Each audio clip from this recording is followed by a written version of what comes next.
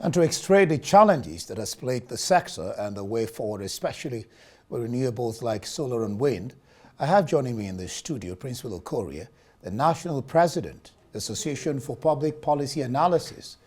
And in our Lagos studio, Ayodele will be joining us as a power sector analyst and a legal practitioner. All right, glad to have you join me this evening, Princewill. Thank you very much. Discuss the power sector. Interesting sector. I mean, you can't underplay the effect or influence of energy on any country, particularly as it has to do with the country's fortunes in economy. Now, Nigerian power sector grid collapsed 10 times, over this year.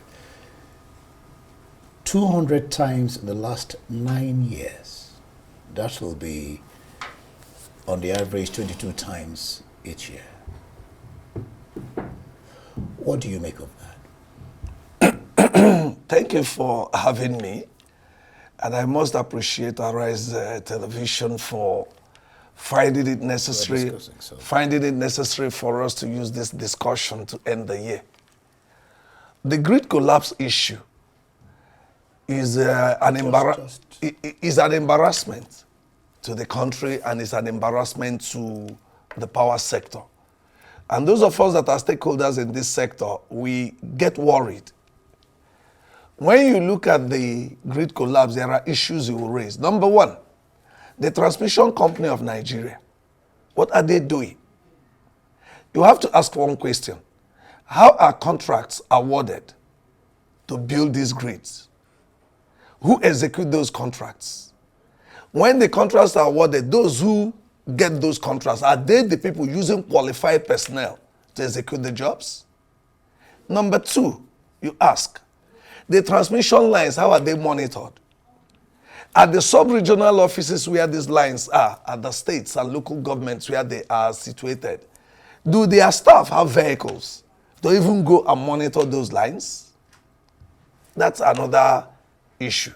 Then you come to the issue of security of infrastructure. Because the other time they said the transformer was vandalized or transmission lines were vandalized.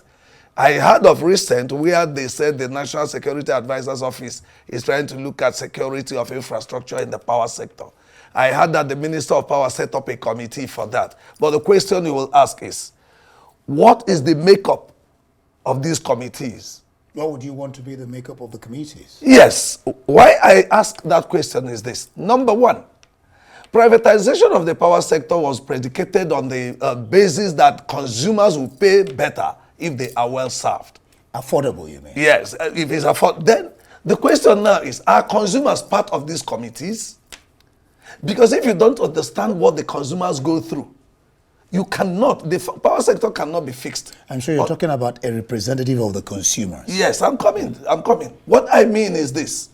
In setting up that committee, number one, who is the chief security officer of the local government councils where these facilities are installed? Is the local government council chairman. Are they part of the committee? Who is the chief security officer of the community where this infrastructure are installed? The traditional rulers. Are they part of the committee? So in effect, what you're saying is that the committee that was set up I'm driving somewhere. Okay. Allow me land. Now, you don't have the traditional institutions represented who are the chief security officer of the communities. You don't have the local government council chairman represented who are the chief security officer of the local government councils. Then the consumers that feel the brunt of this darkness are not represented. And don't forget, the percentage of metered consumers in this country is very insignificant. When you look at the unmetered consumers, and these people exist at the local government areas, the communities and the states, each time grid collapses and there is darkness, when the grid comes on, these consumers are billed as if there was light during the period of darkness, and they are not part of it. Then let me now tell you why I am demanding or making the statement about how the committee is constituted. The reason is this. The morality, I don't think the federal government or even the Ministry of Power will have the morals to engage community leaders traditional rulers and local government council chairmen. Why? Why do I say that? Section 34(1)(f) of the Electricity Act 2023 provides that regulation should be fair, balanced, and just to the consumer, the investor, the licensee. Where is fairness? When the consumer, at inception of privatization, the discourse we have to provide meters, they were to provide infrastructure that they will use to provide electricity, and then they get paid by the consumers based on electricity they've distributed to them. But what do we see now? The consumers buy the transformer, buy pole, buy wire, even pay for them to be energized, and the government looks away. The regulator looks away, irrespective of the fact that the regulator have what they call network expansion investment policy. They look away. And then when these consumers have contributed their money and provided this infrastructure, you now see a distribution company take it over and use it to start generating revenue without refunding the investor. Meanwhile, they are in business to recover funds for their investments. Now, the community investment and the consumer investment is not recovered anywhere, it's not refunded. Where is the justification for protection of those infrastructure? Now you've raised... there are some other issues I wanted to bring before, but you've raised a very pertinent issue, that of revenue collection. Yes. Now, it's been noted that we'll get to, because you brought up some issues that I'll bring up later in the program about challenges facing the power sector. This is one of it, revenue collection. It's been noted that the greatest defaulters, one of the challenges that the power sector have is revenue collection. And then you have that the greatest defaulters are government agencies. And then people too are not willing. It is not true. Hold on. And people too are not willing to pay, are not willing to pay for the services. You see people going to polls, cutting corners, I think they were telling me, some people were, I can't remember what they called it, how they try to divert. My brother, we are in a democracy that is ruled by law. And this hinders the optimal electricity generation. Listen. Let's put sentiment away. We are in a democracy. We are governed by law. Section 209 to Section 227 of the Electricity Act 2023 is on offenses and penalties. If you say there is vandalism, there is provision for punishment for that. If you say there is meter bypassing, there is punishment for that. That's what I was trying to remember. When you say there is a vandalization of infrastructure and sale of those infrastructure, there are laws there and punishments there. And then when you say people are not paying, there are laws. Don't forget Section 119 of the Electricity Act is on consumer protection and licensing performance standards. And in addition to that, the regulator came up with what they call Customer Protection Regulations 2023. Which provides the rights of the consumer in the sector. Now, you're talking about collection of revenue. Let me tell you. Dr. Nnamdi Azikiwe said, the people hold the mandate to man's social existence on earth. That no revolution can crystallize, be it social, political, or economic, without the mandate of the people. That what led to the fall of civilizations is the abuse of the people's rights.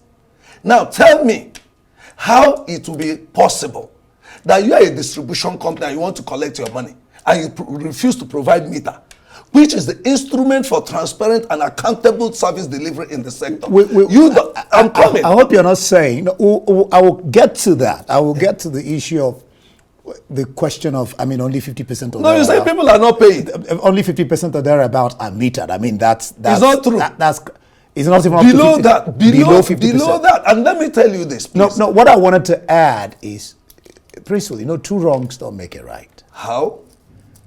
You were talking about metering, which of course, there's the issue of estimated billings and then the fact of non-metering, which you talk about more. But does that make it right for you not to pay your bill when you're supposed to pay? Who says they are not paying bills? And how are you? You talked about meter. Listen, you talked about what did you call it again? I was trying to remember, bypassing meter and all that. I've already told you here. Please hold on. Let's take this thing easy so that people will understand us. I told you. You said people are not paying. And I'm telling you that for people to pay, there is a provision for them to pay. Remember, there was estimated billing methodology before now. And most of the bills the distribution companies tell you people are owing them are lies. Yeah, because I mean, They are the question of estimated they billing. are fraudulently generated bills. I challenge them to it. Let them come. I'll tell you why. Why am I saying that? Before now, the estimated billing methodology entails that before you give bill to people that are not metered, you check the transformer supplying light to that area, check the quantity of energy consumed, and use it to check the amount per kilowatt hour. We have handled cases. My community, for instance, in Imo State, we are told we are owing them 5.8 million in 2020. When we went to NEC forum to discuss it, there was no evidence. They couldn't prove how we owed them that money. It was, as I speak with you now, they are saying that the community is owing them 59 million again. How? Now, let me ask you, the money that unmetered consumers in this country pay, where is it accounted for? And are you aware that in 2020, the Nigerian Electricity Regulatory Commission came up with this National Mass Metering Program, for which CBN brought out 200 billion naira. And that 200 billion naira was to provide meter free for consumers. And if I ask you now, how was that money used? The first phase of that project was for 59 billion naira that was shared to the 11 discos in 2020. Up till now, the 11 discos have only paid back 7.1 billion out of 59 billion. And nobody is talking about the remaining money. If you remove 59 billion from 200 billion, where is the rest of the money? Today now, you hear the government say they're acquiring meter for consumers. Princewill, I'm trying to do a balancing act here. I get your drift. Even me, we bought our own meter where I was in Lagos. We had to buy our meters, and then which is not right, you know. But what I'm trying to say is, in the case of recovery of revenue collection, because the truth is that if the government doesn't have the funds, we'll talk about Siemens and all that, don't have the funds to run this sector the way it ought to be run, there's still a problem. My brother, I'm already, who is talking about government not having the money? Have you asked the 59 billion naira that was brought out for the sector, where is it? The same government that tells you there's lack of liquidity in the power sector have used almost 42 billion naira to pay grand rent to states under Nigerian Electricity Liability Management Company. Used for 94 million naira to do one-day training for 10 board members in Lagos. In a sector you're saying there's no liquidity. And so what are you saying? Are you now telling me that, okay, all the money World Bank is bringing, GIZ is bringing, European Union is bringing, all the money that the international community are bringing into the power sector, where are they? How much loan is the power sector owing in this country? Now, okay, let me even ask you. They are talking of state electricity market now. Okay. Now, let me even ask you the question straight so you can just go on from there, because you brought it up. Nigeria's power sector has changed forever. Devolution of the power starts with power sector. These are the words of Eyo, former commissioner, NERC. This is said in relation to parliamentary bill that Tinubu has now signed into law. Has this sector changed forever according to what? It can never change the way it is. It can never. Let me shock you. How is it? Let me shock you. The same Electricity Act you're talking about now, go and check section 212 of that act. Go check section 212 of that act. Is on if a consumer confronts a disco staff, he will go to prison for 6 years or pay 2 million naira fine. But section 217 on false declaration, if a disco declares falsely, is 100,000 naira fine. If a distribution company gives false declaration, he is penalized for 2 months or 100,000 naira fine. Where is fairness? Now, what does that mean? Now, let me ask you, why is it that the generation companies are complaining that they are owing them? Discos complain people should pay them. Why is it that people pay the disco, but to pay the generation companies is a problem? Why? Then why is it that the discos will have the F-on-3? If you bypass meter now, the disco will treat you like a criminal without going to court, without involving police. But if they overbill you, the regulator tells you should write a letter to their company and wait for 15 working days. Both sides are wrong. If you bypass, or the regulator should not treat you without going to court and finding out whether you're guilty. How do we change that narrative? Oh, now, what I'm telling you is, why is it that the distribution company will have power to deal with you? But when they cheat on you, you cannot do anything. You still go back to them for them to be the one to resolve it at their own time. So you are vulnerable. But you can go to court. Why can't they go to court in their own case? Shouldn't they go to court? Shouldn't they have the balance? Now, why I'm telling you now is, okay, look at it. We are talking of electricity at 2023 that is in existence now. How is the consumer protection segment being implemented? Go on. How is the consumer protection segment being implemented? How is it being implemented? Vandalism, theft, and all those things are provided in the Act. Who is enforcing them? All right, just we'll hold it a bit. Let's connect. I am learning that our guest in Lagos, Ayodele Oni, the power sector analyst, he's joined us now. Ayodele, glad to have you join me in the studio here. Now, let's just start it this way with you. You know, Nigeria's power sector has changed forever. The evolution of power sector is the way to go. These are the words of a former commissioner of the NERC. And I'll ask you that question. Is it correct? Can we say, really, that Nigerian power sector has changed forever? It depends on how you look at it. I think what he's saying is, from a decentralization point of view, you will begin to have states take over the electricity market. Now, I share some of the sentiments of my colleagues there around these issues that have existed for a very long time. Those are challenges. He's making very, very useful points. But with respect to what Mr. Eyoepo is saying, I think he means that states will begin to take over regulating their own state electricity issues. Now, where I completely agree with my colleague in the studio is that if we do not learn lessons from what has existed in the last 10, 11 years post-privatization, then it wouldn't necessarily matter that states are taken over, because you can then replicate the same mistakes over 36 states and the FCT. Anyway, that's to the extent that states take over those markets. I think about 11 states have started the process. Amongst them have even completed same. So I think that we need to learn lessons. Otherwise, we will find ourselves back at this point. And I think that's where I agree with him. But that it is changed, I think, to a large extent. But would that change mean motion without movement? That's the question we need to begin to deal with. I know it will be a steep learning curve for states, but there's need for collaboration, there's need to learn, there's need to deal with corruption, there's need to ensure that state governors don't begin to seize that as an opportunity to pay back the boys.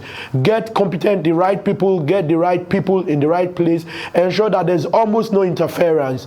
Because you should ask yourself, when we privatized, why didn't any international company or investor buy any of these assets? The best many of them did was to say they'll be technical service providers. And after the privatization, many of the guys were Nigerians, 100%, started fighting them, right? So if we don't learn lessons from our past, history will always repeat itself. I'll stay with you. I'll stay with you before I come back to the studio. States also have to pass what they call the its electricity market plan, or law rather. Until then, the NERC still remains in charge of electricity. I mean, regulating it. It is now in the court of the states, you would say, for them to pass that law. Have the states begun to pass that law? And if they have not, how will that affect all this devolution of the power sector? Okay, so I think that's the fun thing in a federal system. First, I would answer your question specifically. I think 11 states, as at today, have done that. They've passed their laws and are at different stages of taking over the market. Ogun, Oyo, Imo, Enugu, Ekiti, Ondo, 11 states, Edo, have done that. They've passed their laws. Right, Lagos State very recently, I'm sure you're aware. So it's about now being attractive to investors, because state governors must realize it is not business as usual where you just give irrevocable standing payment order for 4 megawatt power plants, 10 megawatt power plants. This is an electricity market, you understand? And you may be speaking to a retail, now the idea is for us to have two markets. You would have the wholesale market and you would also have the retail market. So they need to understand it goes beyond generation. It goes beyond giving ISPOs. You must make your state attractive to get investment. You must look away from political patronage, or else you're going to make nonsense of it, and you may end up running back to NERC. Now, you also have to think about pricing and subsidy, because once you begin to determine pricing and your pricing is sub-cost, the state is going to be responsible for subsidizing. So it's not as simplistic as many people think. And I'm not saying it's rocket science either, but I hope states are thinking through that process and not doing it because some other states are doing it. I think that's the beauty of democracy, particularly federal democracy. It then means states are allowed to grow and develop at their own pace. States which do not have the capacity can continue to rely on NERC, but states which believe have the capacity can then take over running the electricity markets. All right. Or the sector in their own states. All right. I'll come back to you there. Prince, he's talked about certain issues here, which are very key. Yeah. Let the states now run to the government, cap in hand. Let the states begin to think outside the box, because they have to create environments for people who are interested, players in the industry, to begin to come play in their own court. What do you make of that? Do you see the states doing that? My response to the so-called state electricity market that is being discussed, I respond in 2 ways. One, when the Keynesian theory was being practiced here, when there were public enterprises, they were being run down, mismanaged. Rather than investigate the cause of mismanagement and punish those who did that, so that these industries will continue. When we had Berwick, we had the Dunlop, we had the Volkswagen, we have Peugeot. They created jobs in Nigeria. What did we do? Rather than address it, we shifted to privatization. Those industries have all died. No jobs, no employment, nothing now. Privatization is not working. Now, the power sector is failing because the regulator has performed below expectation.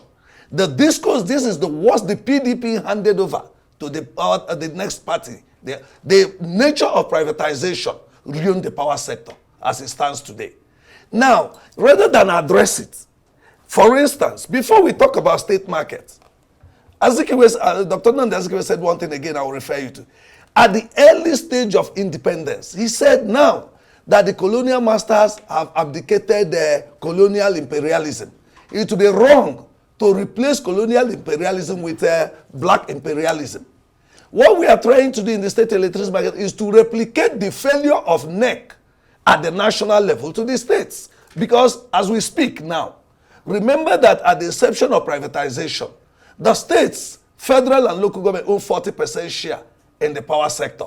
Tell me the state that can tell you the revenue generated from the power sector for the 13 years since 2013 it has existed.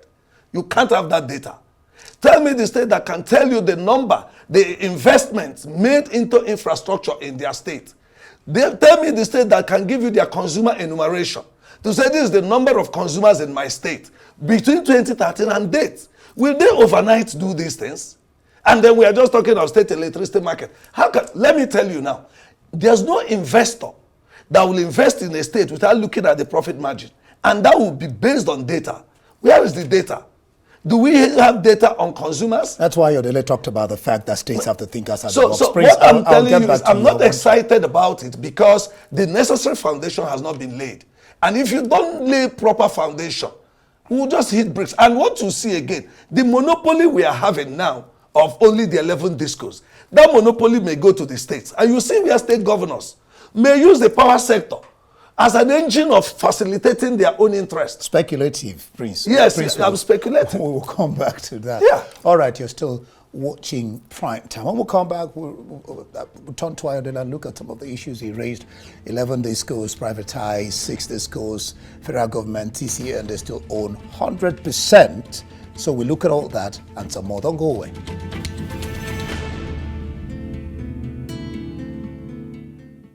All right, glad to have you back. You're still watching Arise Prime Time, where we offer perspectives on the news and talking points of the day. I am Ndi Amogan. I have in the studio here with me Princewill Okorie, the National President, Association of Public Policy Analysis, and of course in our Lagos studio, Ayodele, Power Sector Analyst and Legal Practitioner. Ayodele, I'll come to you right away.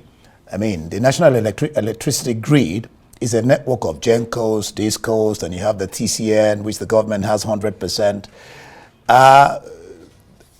11 DISCOs, 6 GENCOs have been privatized. Government owns, like I said just a while ago, 100% of the TCN, yet Nigerians suffer from epileptic power supply, grid collapse, like I shared with him at the beginning, 10 times this year alone in 2024. Will it be correct to say that apparently this privatization didn't work as well as intended, or it's not even working as well as optimally as expected? Well, you can say that it's not worked as we expected it to work, but usually we can always say this in hindsight. At that time, and I say this because I was involved in several of those transactions, the intention was to take it away from partisanship, take it away from the public failure we had seen and move it closer to having private sector run it and run it profitably and successfully. But there were historical challenges and we've not successfully dealt with those challenges. So historically, there's been the issue, you know, and monies that were supposed to be spent were not spent the way they should have been spent. The right things were not done. It was a mess, right? And we've not gotten out of that mess. And even if you look at the privatization, I dare say in some cases the guys who bought weren't the best people. But if you don't play the lottery, you don't win. Those are the only guys who bid. There was hardly any, I don't think there was any international bidder who went beyond the first phase. No international lender apart from a South African bank, which pulled out last minute. So all of this suggested that there were probably issues, fundamental issues they could see. We, out of whether excitement or being patriotic Nigerians, didn't see, and everybody thought it was the next oil. Unfortunately, it's not panned out. Handover was November 2013. If I remember accurately, and this is what, 11 years, going to 12 years, will be 12 years next year, and not very much has changed with the frequent, and I think the Greek collapses are probably 12 or 13, not 10. You know, we had partial and we had the total Greek collapses. So yes, it's been a challenge, not been as successful as we expected, not nowhere near what we expected it will be. But in my view, at that time, that was the best decision to privatize. Yeah, it's not a matter of best decision to privatize. He said if you don't play the lottery, you don't win. You may be correct that if you don't go to the football field, you can't decide whether you're going to win a match or not. But then you said something, fundamental issues, background problems.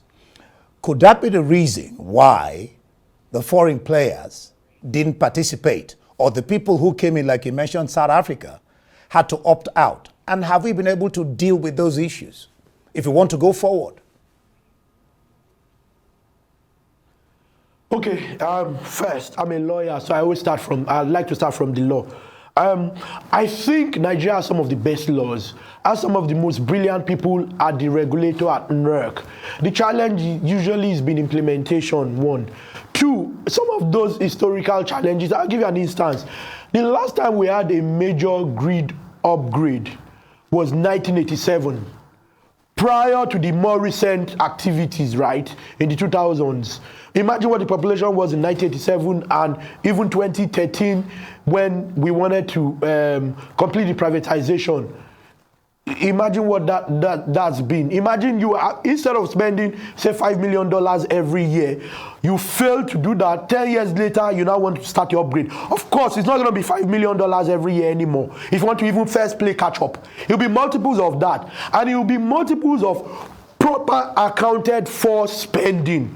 There is budget, there is actual allocation, there is spending, there's monitoring that spending. So infrastructure upgrades weren't done. If you look at, and the northeast and north west suffer the most because of their transmission network. You know, when you speak about radial systems, unlike elsewhere where you have a triangular, so that once there's a trip somewhere, the entire northeast, I think, goes off, and much of the northwest does. So if these historical challenges have been there, particularly around infrastructure, and for 20-30 years nothing was done, of course, when you want to do something, it will take you much longer, you require much more expertise. You know, all of this, that was the case. Secondly, people saw power as a social good, and people still steal electricity. Maybe it's not as much as what's touted, and there are laws, but is that law being implemented? Also, political interference. One of the previous NERC commissions, not this current commission, I was having a conversation with someone, and at times when they want to take decisions, they just get a call from the villa.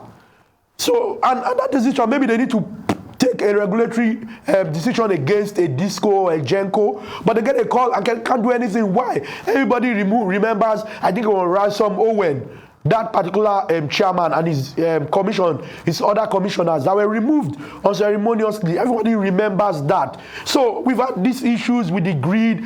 For a long time, we did not have an emergency management system, what they call this supervisory control and data acquisition, SCADA. You know, all of these were issues. Up to now, many of what they call ancillary services, because beyond buying electricity, there are also services that ensure that the grid works smoothly, efficiently, right? You have things like black start, you have spinning reserves, yes, right? Yes. Plants for spinning reserves, plants that can kick in when one or two other plants go offline. Those issues have been there. Okay, so I'll get back to you. Those issues have been there. Okay. And looks like they're still there. And I mean, the issues you've raised, most of it, we know it. The issue of call from somewhere, you know, and I don't know, maybe I'll get back to you. I don't know. How then do we, like I said, how then do we move forward if this political interference keeps happening? Do we have the political will to change things? Do we have the service mentality to want things to get better for Nigerians? Prince, of course, you listened to some of the things he said, but some of the factors, you have insufficient trained personnel manning these places. I mean, outside the set, we're talking about what is the quality of the equipments bought, who are the ones buying the equipments, are they tested? We're talking about that. So here, insufficient trained personnel, theft of grid equipment. I mean, that has to do with Nigerians. You shouldn't be stealing your equipment. Gas supply insufficiency, and funding, and of course, age grid infrastructure. These are some of the challenges, you know. And then I will add to that, what do you make of this? I call it discriminatory payment of electricity. Band A, Band B, Band C. And I will always ask, shouldn't Nigerians across the board have light? Should there be discrimination of where you live, where you don't live? You see, my worry about the power sector, I wish the Minister for Power would be brought. I wish NEC representative would be brought to a panel like this. The idea, you see, the Constitution, Section 14(2)(a) says sovereignty belongs to the people. From whom this constitution is made. Well, democracy is a government of the people. Section 14(2)(c) says participation of the people in their government shall be ensured. Who takes decision about power? You're talking about privatization. This is a privatized sector. But every decision in this sector is done by only government people. The so-called citizens who should be the beneficiaries of the service of government are not part of it. And there's no how you can get this sector work under that circumstance. You are talking about lopsided kind of approach in things. I'm talking about band A, band C. I wrote a petition just before the Christmas break to House Committee on Power against TCN. Is it now you're talking about 12 grid collapses that TCN, rather than concentrate in addressing this, are doing ethnic tribal cleansing in a department in engineering? There's a department in TCN now. 13 persons have been transferred, engineers at a level from level 12. 13, I'm coming. Let me give you this information. Let me give you this information because you're talking about quality. I'm saying because you're talking about quality and standards. Now, if you remove 9 of them are Igbos, 4 are Hausas in TCN. And then the question is that what we should be concentrating on now? Why will you transfer 9, one tribe, 4, the other tribe? This country is made up of how many regions? What of the others? And what is the reason? The committee sent it to NEC. They invited me. And I was asking them, you regulate TCN. Now, where is your report as the regulator of TCN on the cause of grid collapse? And what have you done as the regulator? Shouldn't we be asking that question? What has the regulator found out as the cause of this grid collapse? Then you come to TCN. What is happening?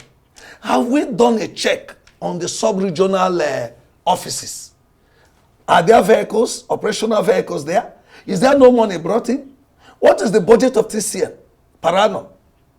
Now, the contracts that are given, what is the quality of delivery? Because if you don't, because you don't monitor quality of delivery, you don't monitor how contracts are given, you don't monitor how the money is used, you don't monitor how the transmission lines at those areas are monitored. At the end of the day, you have grid collapse. I will start talking of grid collapse. It doesn't work that way. Let me get now, to you talk about quality and standards. Let me tell you, on the 24th and 25th of October this year, my association, in collaboration with the House of Reps Committee on Safety Standards and Regulations, we organized what we call Nigerian Electricity Supply Industry Safety Conference for 2 days. And we were looking at quality.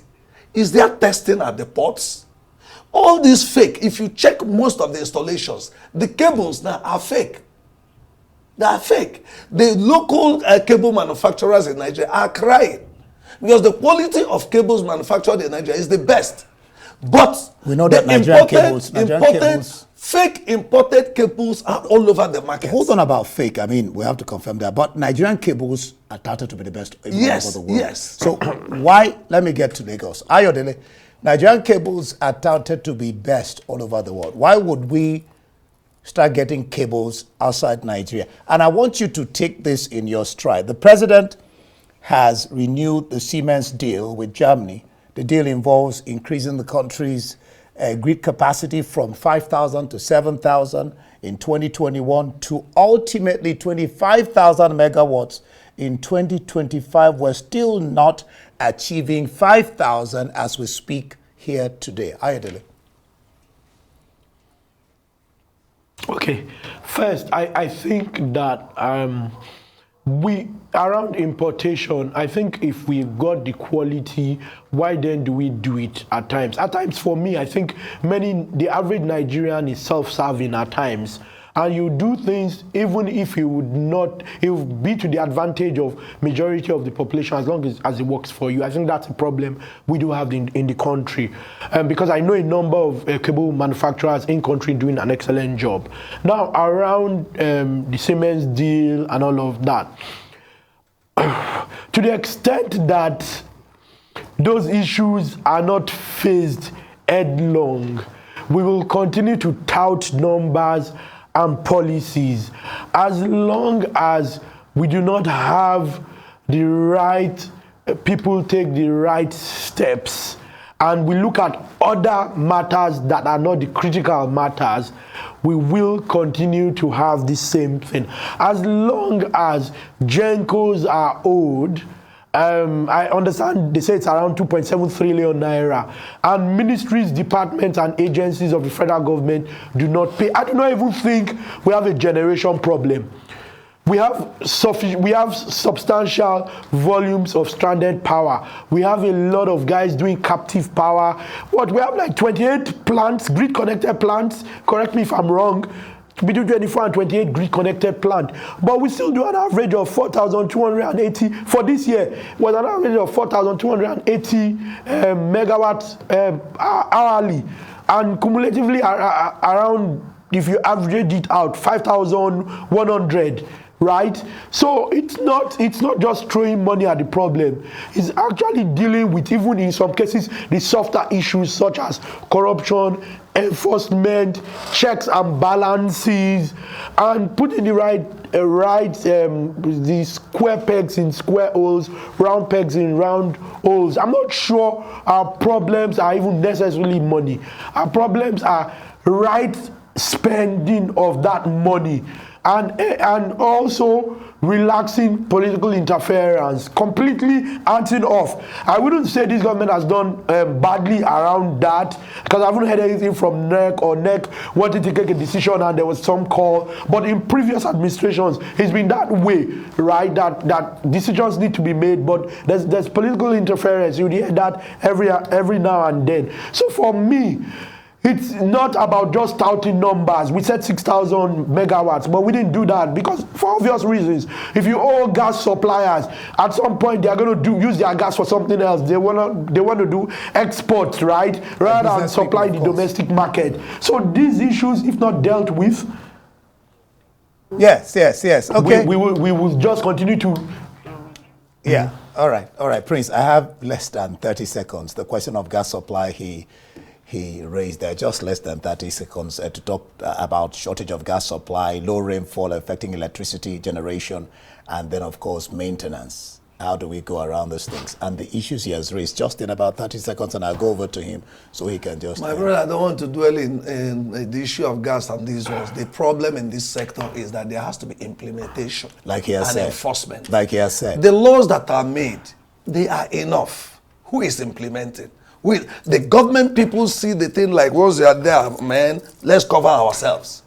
Let's cover. You see, these problems we complain about, among their circle, it doesn't make any sense to them. The complaint we are putting up here, to them in that sector, doesn't bother them. As far as they're concerned, things are moving well.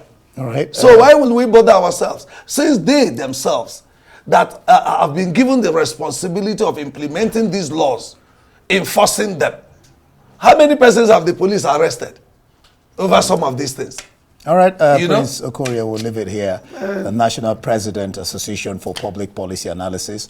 And then, of course, Ayodele Oni, power sector analyst and a legal practitioner. I want to thank you two gentlemen for sparing time this day to be with us on Arise Prime Time. Well, that's it for this edition of Arise Prime Time. Do join us again tomorrow. From me and the entire team here in Abuja, goodbye, and thank you for watching.